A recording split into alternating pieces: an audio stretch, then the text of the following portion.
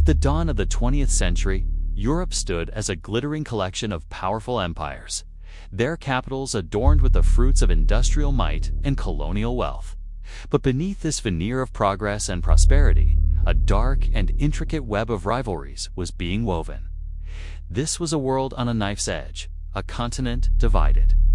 In one corner, the Triple Alliance, the ambitious German Empire under the militaristic Kaiser Wilhelm II, seeking its place in the sun. The sprawling but fragile Austro-Hungarian Empire grappling with rising nationalism within its borders, and Italy, whose loyalties remained uncertain. In the other, the Triple Entente, Great Britain, the confident ruler of the seas and a global empire. France, still nursing the wounds of its defeat in the Franco-Prussian War and hungry for revenge. And the vast Russian Empire, a sleeping giant burdened by internal unrest but bound by Slavic ties to the Balkans. This was an era of intense competition. Nations jostled for colonies in Africa and Asia, seeking resources and prestige. Their factories, once symbols of progress, now churned out advanced weaponry at an alarming rate. Dreadnoughts, massive new battleships, slid from their docks, each one a challenge to a rival's naval supremacy. Armies swelled, fueled by conscription and a fervent belief in national destiny. The Balkan powder keg was the most volatile region of all. As the Ottoman Empire, the sick man of Europe, continued its slow decline. Newly independent nations like Serbia dreamed of uniting their people. These ambitions directly clashed with the interests of Austria-Hungary, which saw Serbian nationalism as a mortal threat to its own multi-ethnic empire. The air was thick with suspicion, and the complex system of alliances meant that a single spark in this volatile region could drag the entire continent into a conflagration. That spark came on a sunny June day in 1914. In the Bosnian city of Sarajevo, a young Serbian nationalist named Gavrilo Princip assassinated Archduke Franz Ferdinand, the heir to the Austro-Hungarian throne. This single act of political violence set in motion a catastrophic chain reaction. Vienna, backed by Germany, issued a harsh ultimatum to Serbia. When Serbia could not fully comply, Austria-Hungary declared war. Russia, seeing itself as the protector of the Slavic peoples, began to mobilize its immense army. This triggered Germany to declare war on Russia, and then on Russia's ally, France. When Germany invaded neutral Belgium to outflank the French army, Great Britain declared war on Germany. Within a matter of weeks, the lights went out all over Europe. Millions of young men marched off to war, filled with patriotic fervor and the promise of being home by Christmas. Propaganda posters depicted a glorious adventure, a quick and heroic victory. But the reality they found was a nightmare beyond imagination. On the Western Front, the initial war of movement quickly ground to a halt. From the Swiss border to the North Sea, a vast, unbroken line of trenches scarred the landscape of France and Belgium. This was a new kind of warfare, a brutal war of attrition. Life in the trenches was a living hell. Soldiers endured endless mud, constant shelling, the stench of decay, and the terror of going over the top into a storm of machine gun fire and barbed wire. Generals, struggling to understand this new battlefield, launched massive offensives, believing that a determined push could achieve a breakthrough. Battles like Verdun and the Somme became synonymous with senseless slaughter. At the Somme in 1916, the British Army suffered nearly 60,000 casualties on the first day alone. Men were mown down in waves for the gain of a few hundred yards of shattered earth. New technologies of death were unleashed. Poison gas that choked and blinded.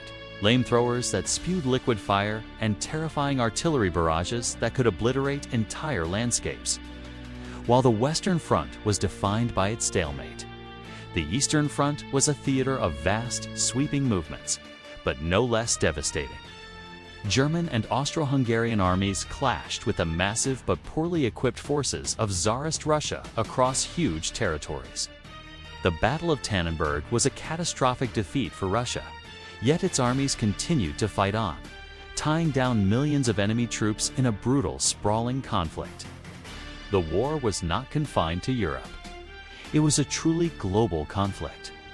In the Dardanelles Strait, Allied forces, including troops from Australia and New Zealand, launched the ill-fated Gallipoli campaign in an attempt to knock the Ottoman Empire out of the war. They were met with fierce Turkish resistance and forced to withdraw after suffering immense casualties.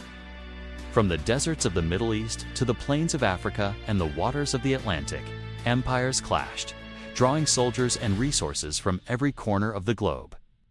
Beneath the waves, German U-boats waged a silent, deadly war on Allied shipping, seeking to starve Britain into submission. The sinking of the passenger liner Lusitania in 1915, with over 100 American citizens on board, provoked outrage in the United States and began to shift public opinion against Germany. By 1917, the warring nations were reaching the point of exhaustion. The home fronts were crumbling under the strain. Food shortages led to riots, economies were in ruins, and a generation of young men had been wiped out. The sheer human cost was staggering. Two pivotal events that year would change the course of the war. In Russia, widespread suffering and military failures led to the collapse of the Tsarist regime. The Bolshevik Revolution, led by Vladimir Lenin, pulled Russia out of the war, freeing up German troops to fight on the Western Front. But just as one great power left the stage, another entered.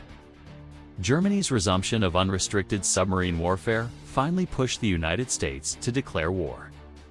The arrival of fresh American troops, the Doughboys, and America's industrial might tipped the balance of power decisively in favor of the Allies. In the spring of 1918, Germany, desperate for a final victory before the Americans could arrive in force, launched a series of massive offensives. For a moment, it seemed they might succeed. But the Allies, under a unified command, bent but did not break. The German offensive ran out of steam, and their army, exhausted and demoralized, began to collapse. A final Allied push, the 100 Days Offensive, broke through the German lines.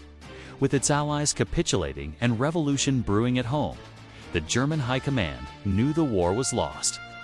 On the 11th hour of the 11th day of the 11th month of 1918, an armistice was signed. After 4 long, brutal years, the guns finally fell silent on the Western Front. The Great War ended, leaving a changed and scarred world. Over 15 million people were dead, and another 20 million wounded.